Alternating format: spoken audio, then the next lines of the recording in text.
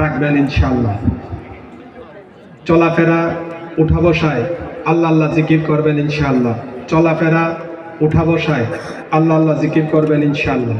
আমি মা বোনদের খেয়ালে বলছি যে সকল মা বোনেরা আমাদের প্রাণপ্রিয় মুর্শিদ কেবলার কাছে বায়াত গ্রহণ করেছেন, আপনাদের জন্য নসিহত হলো, বায়াত গ্রহণ করা সুন্নত, পর্দা করা ফরজ। বায়াত গ্রহণ করা সুন্নত, পর্দা করা ফরজ।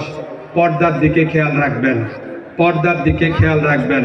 আল্লাহ রসুল সাল্লাল্লাহু আলাইহি সাল্লাম আপনাদের জন্য ওসিয়ত হলো, আপনাদের আগের হায়াতের চেয়ে এখনকার হায়াত অনেক দামি। বলুন না সুবহানাল্লাহ।